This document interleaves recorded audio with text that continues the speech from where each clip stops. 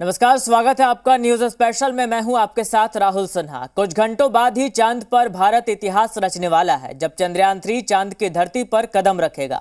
चांद की लैंडिंग कक्षा में लैंडर विक्रम लगातार घूम रहा है, इंतजार कर रहा है उस वक्त का जब वो चांद की सतह पर कदम रखेगा। देश ही नहीं बल्कि दुनिया भर के देशों को विक्रम से उम्मीदें हैं। विक्रम के बारे में जितना कहा जाए शायद उतना ही कम है, लेकिन एक बात साफ है, विक्रम ही विजेता है। कैसे, इस रिपोर्ट में देखिए। देखो चांद आया, चांद नजर आया। चांद की सबसे नई तस्वीर विक्रम के कैमरे में कैद।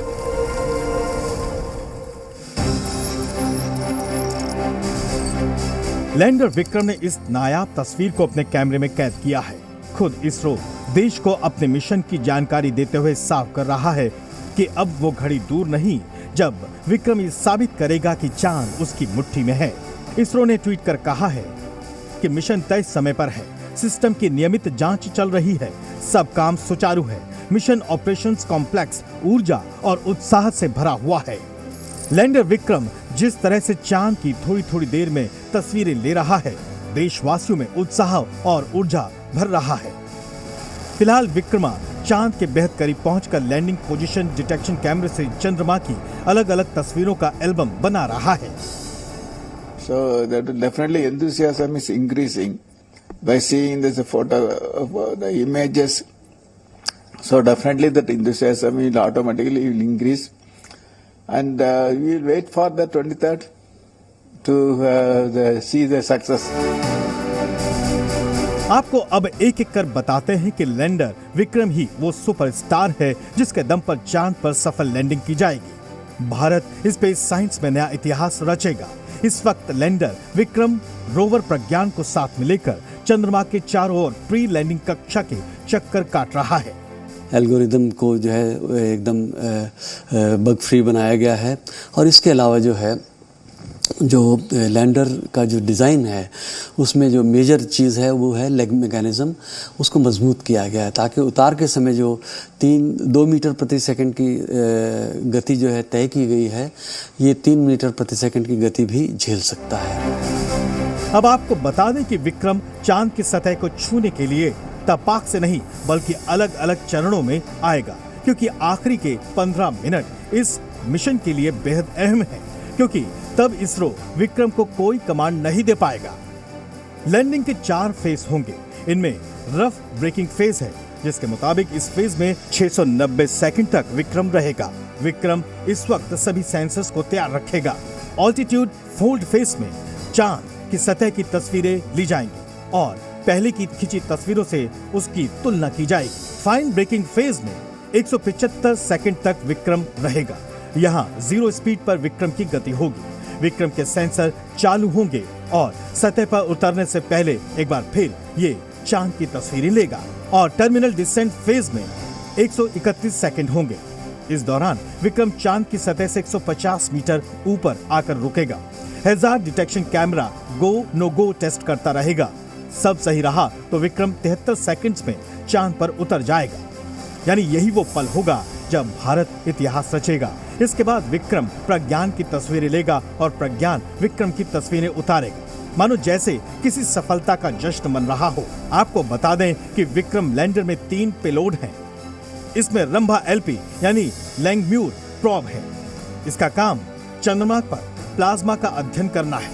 चंद्र सरफेस थर्मोफिजिकल एक्सपेरिमेंट में चांद के ध्रुव की सतह पर तापमान का अध्ययन करने की क्षमता है, जबकि instrument for lunar seismic activity landing site के पास भूकंप को मापेगा और चांद की सतह का अध्ययन भी करेगा। चांद की सतह पर कदम रखने वाला विक्रम दुनिया को कहेगा जय हिंद, और दुनिया विक्रम को कहेगी विश्व विजेता। ब्यूरो रिपोर्ट, जी मीडिया।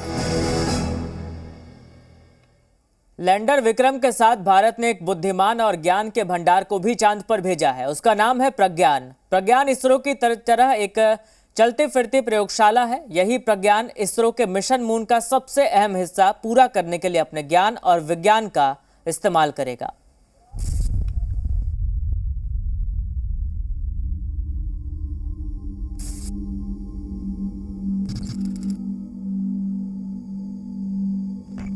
लैंडर विक्रम जब सफलतापूर्वक चांद की धरती पर कदम रखेगा तो इसरो के मिशन का आधा हिस्सा ही पूरा होगा। इसरो के मिशन चंद्रयान का सबसे अहम हिस्सा तो लैंडिंग के बाद से शुरू होगा, क्योंकि लैंडिंग के 3 घंटे बाद ही मिशन को अंजाम देने बाहर आएगा भारत का प्रज्ञान।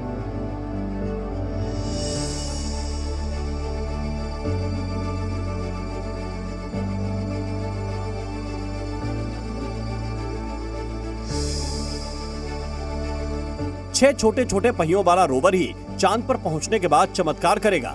यही है इसरो का प्रज्ञान। प्रज्ञान का अर्थ है बुद्धि, अधिक से अधिक ज्ञान। अपने नाम के ही अनुरूप रोवर प्रज्ञान को चंद्रमा पर अपने ज्ञान और बुद्धिमत्ता दिखानी है। प्रज्ञान ही अपने ज्ञान से इसरो को वो तमाम जानकारियां भेजेगा जिसके लिए इसरो ने मिशन चंद्रयान लॉन्च किया है। चांद पर भारत की ओर से रोवर प्रज्ञान ही मून वॉक करेगा और तब प्रज्ञान की स्पीड होगी 1 सेंटीमीटर प्रति सेकंड, मतलब बेहद धीमी गति से प्रज्ञान चांद पर चहलकदमी करेगा।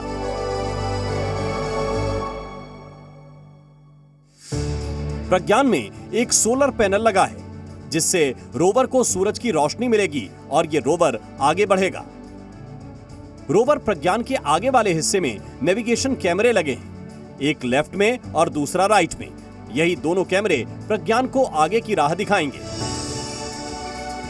कैमरे के ठीक नीचे एक अल्फा पार्टिकल एक्सरे स्पेक्ट्रोमीटर लगा है। चंद्रमा की सतह पर कौन कौन से खनिज और रसायन हैं, एक्सरे स्पेक्ट्रोमीटर ही पृथ्वी पर इसरो के सेंटर को डिटेल भेजेगा।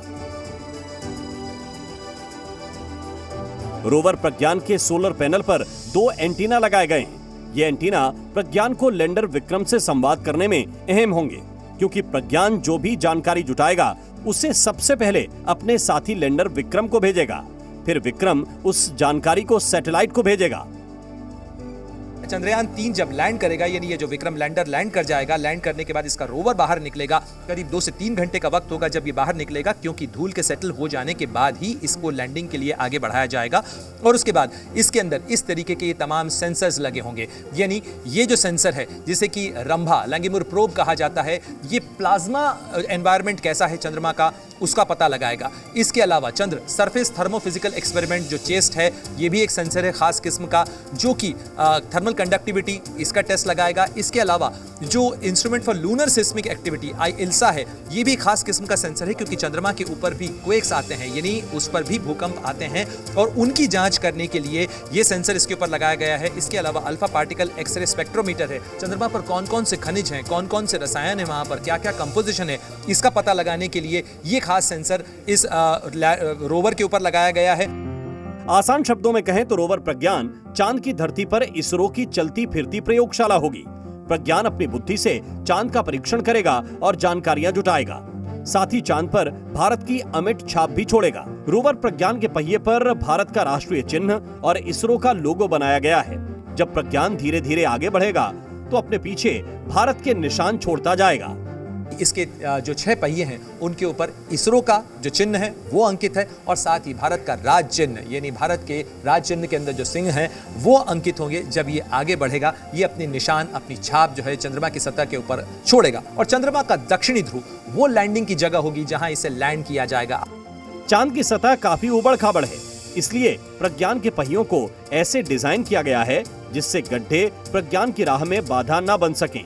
अपने छोटे पहियों के कारण प्रज्ञान आसानी से हर बाधा पार कर लेगा।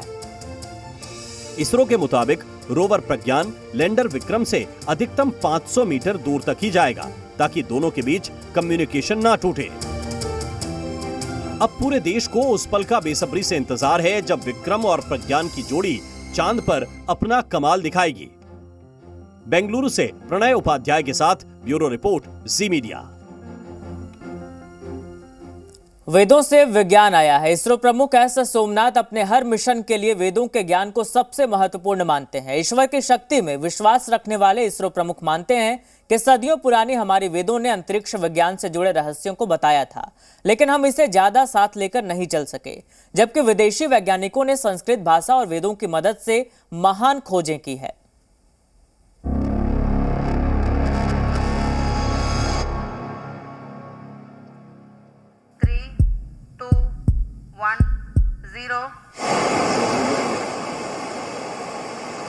चंद्रयान 3 को सफलतापूर्वक अंतक्षेपित कर दिया गया है।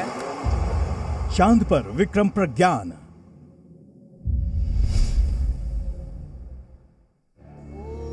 धरती पर जय सोमनाथ। धरती से चांद पर चंद्रयान 3 के मिशन को कामयाब बनाने के लक्ष्य को लेकर चलने वाले ये हैं इसरो के चीफ श्रीधर सोमनाथ। जितना विज्ञान का ज्ञान इनमें बसता है, उतनी ही आस्था श्रीधर सोमनाथ के भीतर भारतीय संस्कृति, वेद, पुराणों और ईश्वर की शक्तियों में है। सोमनाथ के पिता हिंदी भाषा के अध्यापक थे और सोमनाथ को बचपन से ही चांद, तारों और अंतरिक्ष की गुत्थियों की जिज्ञासा उत्पन्न करने में भी उन्हीं की देन मानते हैं। इसरो से जुड़े अपने हर मिशन से पहले सोमनाथ पहले पूजा पाठ करते हैं और ईश्वर से अपने मिशन में सफल होने का आशीर्वाद भी लेते हैं। इसरो चीफ सोमनाथ मानते हैं कि विज्ञान की उत्पत्ति भी वेदों से हुई है। ये बात उनके इस बयान से भी समझी जा सकती है कि विज्ञान को वेदों ने बनाया है। So in the modern science world, I think we can understand that all these are created out of those thought process that existed thousands of years back. If you look through the journey of our Indian culture, you can see that imprints of the contribution of scientists of those times that was expressed in the language of Sanskrit through ages. In any area, astrology, astronomy, mineralogy, atmospheric sciences, biological sciences, medicine, physics, chemical sciences, aeronautical sciences in which I am connected in some way. यही नहीं, ISRO chief के मुताबिक computer की भाषा भी संस्कृत की ही then है। वो मानते हैं कि चाहे स्पेस साइंस हो या रॉकेट साइंस, 8वीं सदी में लिखी पुस्तक सूर्य सिद्धांत पर आधारित है। सूर्य सिद्धांत के मुताबिक पुराणों के आधार पर उस समय वराह मिहिर ने मंगल पर पानी और लोहे की मौजूदगी का जिक्र किया था। आधुनिक मान्यताओं के अनुसार सौर मंडल के सभी ग्रहों की उत्पत्ति सूर्य से ही हुई है। वराह मिहिर ने लिखा था कि सभी ग्रहों की उत्पत्ति सूर्य से हुई है। मंगल सूर्य की संवर्धन किरण से जन्मा है। उन्होंने इस पुस्तक का जिक्र करते हुए कहा था कि वो हैरान रह गए कि जब हमारे विद्वानों ने सदियों पहले अद्भुत काम किया था, लेकिन समय के साथ साथ हम उसे साथ लेकर नहीं चल सके। इसरो से जुड़े अपने हर मिशन से पहले सोमनाथ पहले पूजा पाठ करते हैं और ईश्वर से अपने मिशन में सफल होने का आशीर्वाद भी लेते हैं। इसरो चीफ सोमनाथ मानते हैं कि विज्ञान की उत्पत्ति भी वेदों से हुई है। ये बात उनके इस बयान से भी समझी जा सकती है कि विज्ञान को वेदों ने बनाया है। I'm really fascinated many a times by the work of great scholars and that they have created such great books. I think all these thoughts that happened there that time, it didn't stay here. It traveled all the way through the Arabic travelers. It went to Europe, and thousands of years later, the knowledge came back to us in the form of discovery by the great scientists of the Western world. Though it was all found out here. इस बात को ऐसे भी समझा जा सकता है कि कई महान विदेशी वैज्ञानिकों ने भी संस्कृत भाषा को सीखा या फिर उसे समझने की कोशिश की। इनमें अमेरिका के परमाणु वैज्ञानिक जे रॉबर्ट ओपेनहाइमर भी शामिल हैं, जिन्हें संस्कृत और गीता का ज्ञान था। वहीं डेनमार्क के परमाणु वैज्ञानिक नील्स बोर भी किसी सवाल का जवाब जानने के लिए उपनिषद की ही मदद लेते रहे। अमेरिकी आविष्कारक निकोला टेस्ला भी स्वामी विवेकानंद से प्रभावित थे, खासकर उनके वैदिक दर्शन से। इस बार भी चंद्रयान 3 मिशन की शुरुआत उन्होंने मंदिर में पूजा पाठ और अनुष्ठान के साथ की। ब्यूरो रिपोर्ट, जी मीडिया। और यहाँ रुकेंगे एक छोटे से ब्रेक के लिए, फौरन लौटेंगे।